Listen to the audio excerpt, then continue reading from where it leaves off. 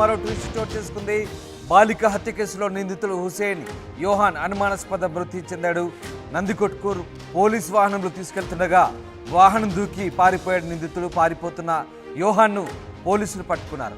ఆయాసంతో ఎదనొప్పి ఉందని పోలీసులకు చెప్పాడు యోహాన్. అప్రమత్తమై నంద్యాల ప్రభుత్వ ఆసుపత్రికి తరలించారు పోలీసులు. అప్పటికే యోహాన్ మృతి చెందినట్లుగా వైద్యులు నిర్ధారించారు. ఘటనపై మిడుతూరు పిఎస్లో కేసు నమోదైంది. కేసును డీఎస్పీ స్థాయి అధికారులు దర్యాప్తు చేస్తున్నారు. ఆత్మకూరు ఆర్డీఓ సమక్షంలో మృతదేహానికి పంచనామా నిర్వహించారు.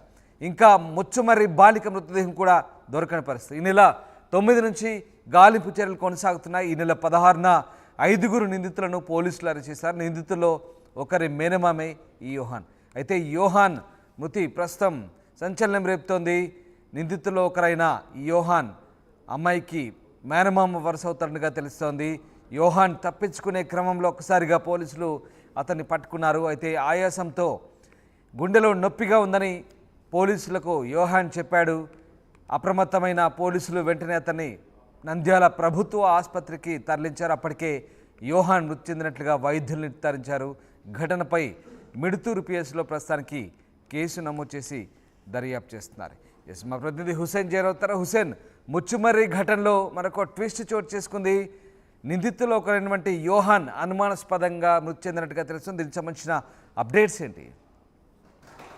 ముచ్చుమర్రి సంఘటన జరిగిన రోజు నుంచి ఆ ఘటనలో రోజుకి ట్విస్టుల మీద ట్విస్టులు కనిపిస్తున్నాయి. ఎందుకంటే 7వ తేదీ బాలిక మిస్సింగ్ అయింది. 9వ తేదీ నుంచి పోలీసులు ఆపరేషన్ మిస్సింగ్ బాలిక ఎవరైతే ఉన్నారో ఆ బాలిక కోసం సెర్చ్ చేశారు. అయితే ఈ కేసులో ముందుగా మైనర్లు అత్యాచారం చేసి హత్య చేసినట్టు అక్కడ ఉన్నటువంటి కెనాల్లో ముచ్చుమర్రి ఎత్తిపోతల పథకం కెనాల్లో పారేసినట్లు చెప్పడం జరిగింది. అయితే ఎంతకు బాడీ దొరకపోవడంతో అక్కడ ఉన్నటువంటి పెద్దలు అంటే దీని వెనుక ఇంకెవరైనా ఉన్నారా అనేటువంటి ఆరాధించినటువంటి నేపథ్యంలోనే ఈ 3 మైనర్లు ఎవరైతే ఉన్నారో మైనర్లకు సంబంధించినటువంటి తండ్రి, అతనికి సంబంధించిన ఒక పెదనాన్న ఇద్దరు కలిసి ఆ డెడ్ బాడీని కేసీ కెనాల్ మీద అంటే అత్యాచారం చేసిన తర్వాత ఆ బాలికకు ఆశ చూపి ఆ చాక్లెట్ ఇస్తామని చెప్పి కేసీ కెనాల్ వద్ద ముళ్ళ కంపలోకి తీసుకెళ్లి అక్కడ గొంతుల మీద చెప్పేసిన తర్వాత ఆ డెడ్ బాడీ ఏం చేయాలో అర్థం కానిటువంటి పరిస్థితుల్లో ఈ మైనర్లంతా కూడా తన పెదనాన్నతో పాటు తండ్రిని తీసుకొచ్చి ఆ శవాన్ని మాయం చేసేందుకు కేసీ ఎక్కడైతే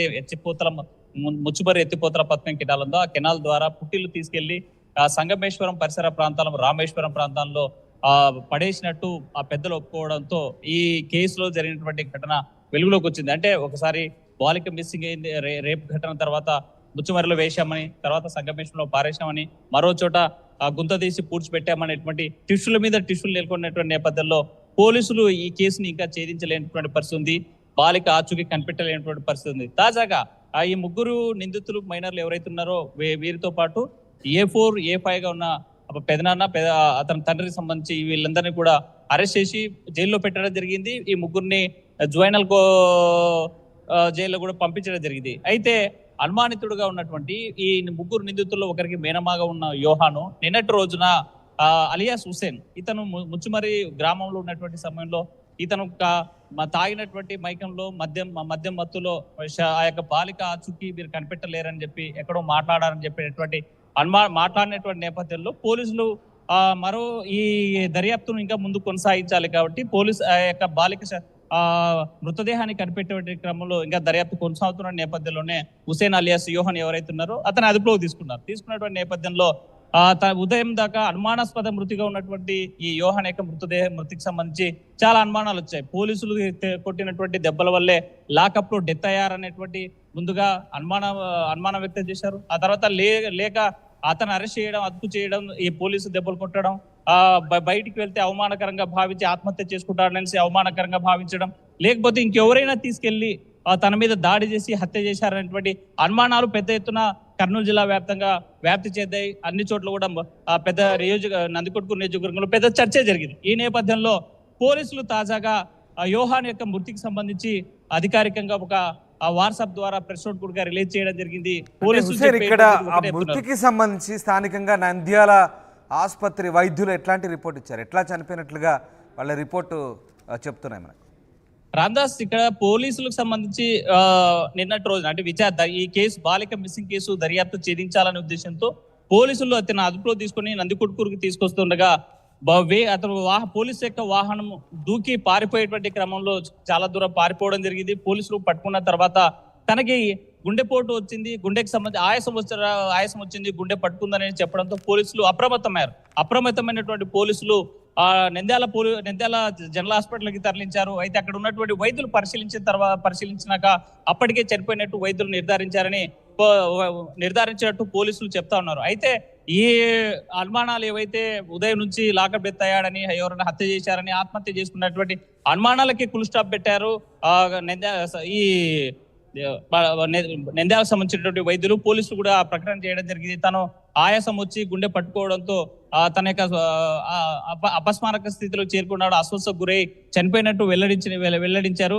అయితే ఈ కేసులో మాత్రం బాలిక మృతికి సంబంధించినటువంటి మిస్సింగ్ సంబంధించినటువంటి కేసు ఇప్పటికీ ఆ బాలిక యొక్క ఆచూకీ కనిపెట్టలేని పరిస్థితి. 15 రోజులు కావస్తున్న బాలిక ఎక్కడ అనేటువంటిది ప్రశ్న మాత్రం కర్నూలు జిల్లా వ్యాప్తంగా పెద్ద ఎత్తున ప్రజా సంఘాలు, అక్కడ ఉన్నటువంటి ప్రజా సంఘాలు, దళిత సంఘాలు, కుల సంఘాలు, రాజకీయ పార్టీలు కూడా ప్రశ్నిస్తా ఉన్నాయి.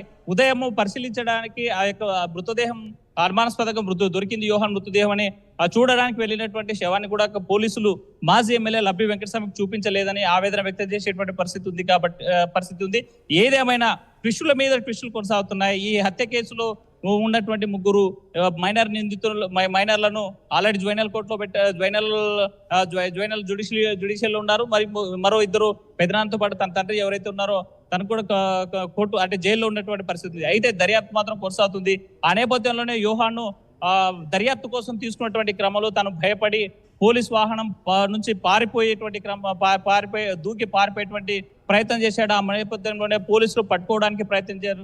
పోలీసులు పట్టుకున్న తర్వాత నాకు ఎదనొస్తుంది, గుండె వస్తుంది, ఆయాసంగా ఉందని తన యొక్క అస్వస్థ గురైనట్టు పోలీసులు చెప్పారు. ఆ నేపథ్యంలోనే హుటాహుటిన పోలీసులు కూడా తన యొక్క ఈ యోహాన్ను నంద్యాల ప్రభుత్వ ఆసుపత్రికి తరలించాడు. అక్కడ పరిశీలించినటువంటి వైద్యులు చనిపోయినట్లు నిర్ధారించారు. అయితే ఈ యోహాన్ యొక్క మృతి పట్ల అనుమానాలు వీడాయి.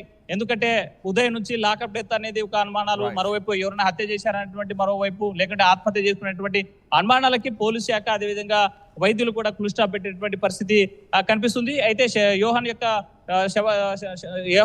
మృతదేహానికి పంచనామా చేశారు.